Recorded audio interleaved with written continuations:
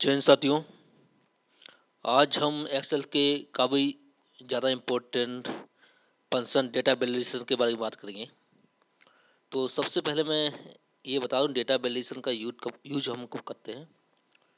इसका हम दो टाइप से यूज करते हैं। फर्स्ट, जैसे हमें कोई कॉलम में रिपीट रिपीट वैल्यू बार बार एंटर करना है, तो हम नहीं चाहते बार बार वही वैल्यू बार बार रिपीट करें, तो उसके लिए भी हम डेटा वैलिडेशन का यूज़ करते हैं। चलिए ऐसे सारी समझिए, तो एग्जाम्पल लेके समझाता हूँ। ये सपोज मेरे पास एक सीट है, यहाँ पे name, city, employee, mobile, date.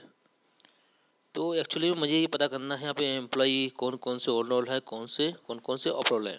उसके लिए हम डेटा वैलिडेशन का यूज़ करेंगे, बार बार अपन टाइप नहीं करना पड़ेगा। तो सबसे पहले मुझे यहाँ पे डेटा वैलिडेशन लगाना है। तो इस वाले कॉलम पर मैं क्लिक किया, डेटा टैब में जाएंगे। डेटा टैब के पास यहाँ पे ये है ना डेटा टूल्स, यहाँ पे है डेटा वैलिडेशन। डेटा वैलिडेशन में क्लिक करेंगे अपन, इस टाइप विंडो खुल के आएगी, ठीक है ना। इसमें काफ़ी कुछ वो होंगे, होल नंबर, डेसिमल। सबसे पहले हम क्या करें, लिस्ट पे क्लिक कर रहे हैं। लिस्ट, डेसिमल लोकेशन लिस्ट है, लिस्ट पे क्लिक किया मैंने। अब ये यहाँ पे लिस्ट पे क्लिक करने के बाद ये सोर्स मांगेगा। तो यहाँ तो सोर्स पे भी हम वो चीज़ लिख सकते हैं जो चीज़ हमें चाहिए। और नहीं, सोर्स में नहीं लिखना तो कोई नहीं, तो मैंने ये अलग से लिख के रखा है यहाँ पे, ऑन रोल ऑफ रोल। तो इस पर मैं क्लिक करूँगा, देखो कैसे दोनों को।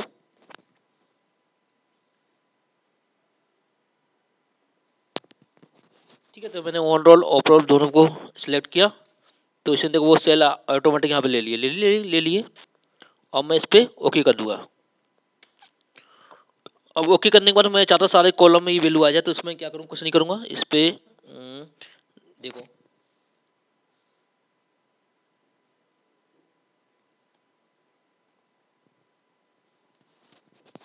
इस सेल पे क्लिक करके सभी सेल को सिलेक्ट करके एंटर प्रेस कर दिया, ठीक है ना। अब देखना क्या है, अब मैं यहाँ पे क्लिक करूँगा अपने आप। एक सेकंड थोड़ा इसको बैक करूँ तो अच्छा ज़्यादा विजुअल होगा। अब अपने आप वैल्यू लिख के आएगी। चलो ये क्या ऑन रोल है, तो ऑन रोल लिख के आ गया।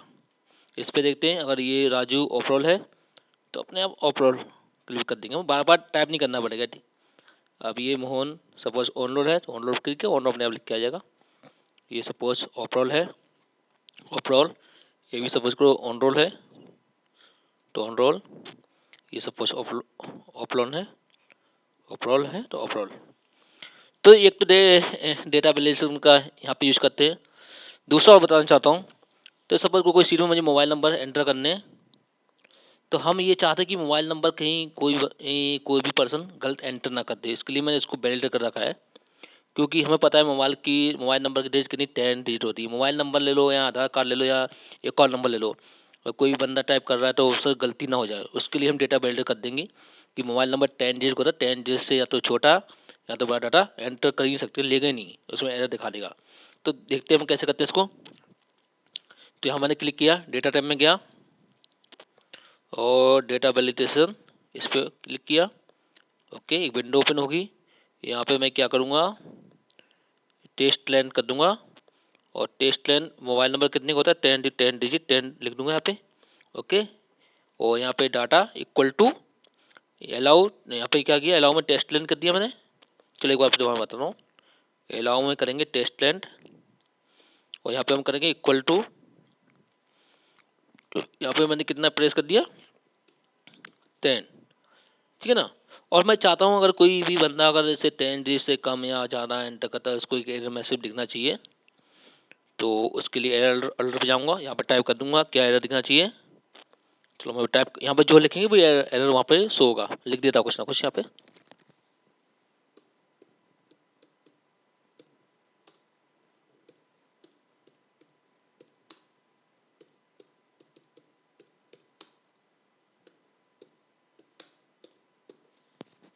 ठीक है, मैंने लिख दिया please enter correct mobile number. Okay पे क्लिक कर दिया।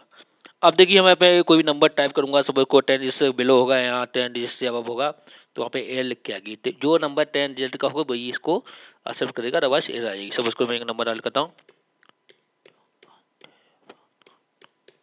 ये जो 10 डिजिट का ले लेगा इसको, ठीक है ना। अब मैं दूसरा नंबर डाल करता हूँ,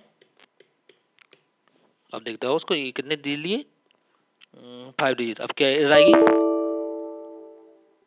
the value doesn't match data valuation restriction, मतलब मना कर रहा है, मतलब नहीं लेगा वो, क्योंकि बिलो 10 डिजिट है। ठीक है ना? तो एक्चुअली में कैंसिल करता हूँ मैं। अगर सपोज करो अब यहाँ 10 डिजिट फिर ला देता हूँ, एक्सेप्ट कर लेगा। अगर मैं 11 डिजिट डाला वो नहीं लेगा।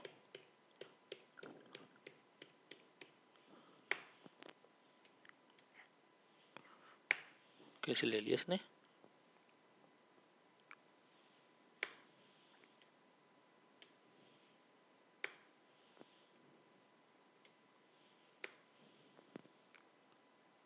सॉरी, थोड़ी मिस्टेक हुई थी कि डेरिवेटिव में एक ही कॉलम लगा था, उसको सब में एंटर नहीं किया था।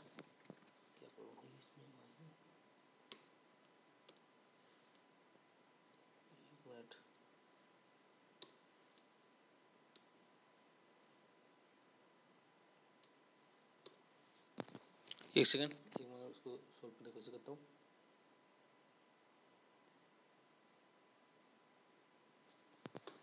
क्योंकि मैंने एक्चुअली में डेटा वाले से एक कॉलम लगाया था, उसको सबको शेयर करके एंटर नहीं किया था, इस चक्कर में प्रॉब्लम आई है। चलिए देखते हैं दोबारा।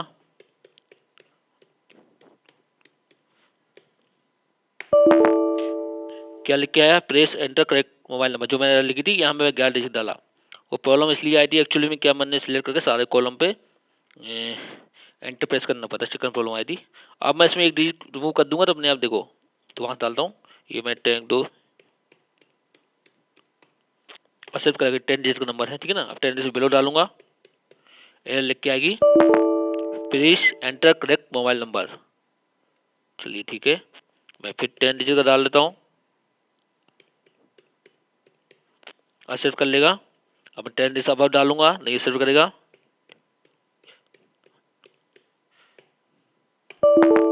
Please enter correct number. तो आई थिंक इसका समझ चुके होगे इसका यूज। अब मैं ये चाहता हूँ किसी कॉलम में मुझे डेट ही डालनी है, डेट के अलावा कुछ भी एंटर नहीं करना है, तो उसको भी वैलिडेट कर देंगे। देखते हैं कैसे करना है, वो भी देखते हैं। डेट वाले कॉलम में गया, यहाँ डेटा टैब में गया, यहाँ डेटा वैलिडेटर मैंने क्लिक किया मैंने यहाँ पे। ठीक है, यहाँ विंडो ओपन होगी, ठीक है ना? तो मैं डेट है तो मैं चाहता हूँ डेट पे क्लिक किया पे। ओ हो क्या करना है मेरे को, क्या करना है यहाँ पे? लेस देन इक्वल टू, एक मिनट, इज इक्वल टू। अब मैं ये चाहता हूँ कोई प्रीवियस डेट यहाँ पे एंटर ना कर पाए। प्रीवियस मतलब प्रीवियस समझे, एक होता है सपोज को आज टुडे 18 दिसंबर 2025 है। अगर कोई आज ये सीट खोलता है तो 18 दिसंबर ही डेट डाल पाए, ना तो पीछे डाल पाए ना आगे ही डेट डाल पाए। और कल कोई ये सीट खोलता है तो वो कल की ही डेट डाल पाए, 19 दिसंबर की। परसों कोई सीट खोलता है तो परसों की डेट डाल पाए। तो उसके लिए मैं क्या करूँगा, अलाउ में यहाँ जो सीट खुली है यहाँ पे अलाउ में डेट डाल दिया, दिख रहा होगा आपको डेट। और यहाँ पे मैंने इक्वल टू कर दिया डेट डाटा में। और यहाँ पे मैं एक छोटा सा फॉर्मूला लिख दूंगा, इक्वल टू टुडे।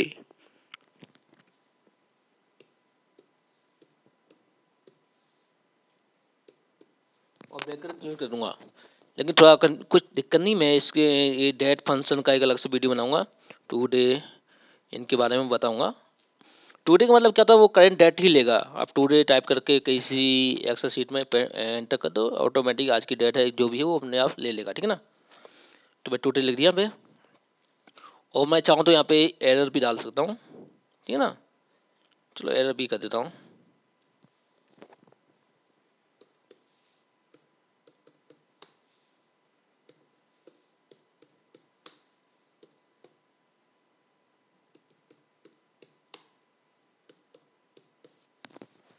ठीक है, और यहाँ पे ओके किया।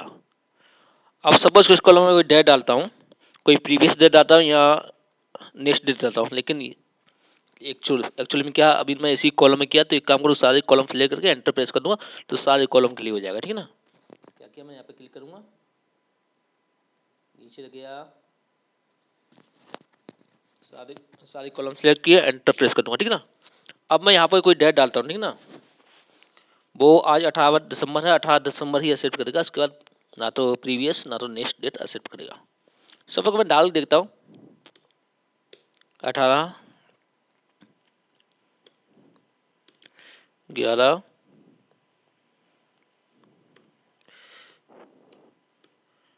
25 एंटर प्रेस करता हूँ।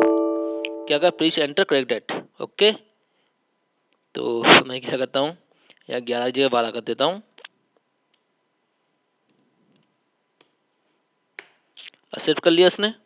अब सपोज करो मैं और भी ज़्यादा आगे की डेट डालता हूँ। सपोज करो मैं 22/2026 प्लीज एंटर करेक्ट डेट।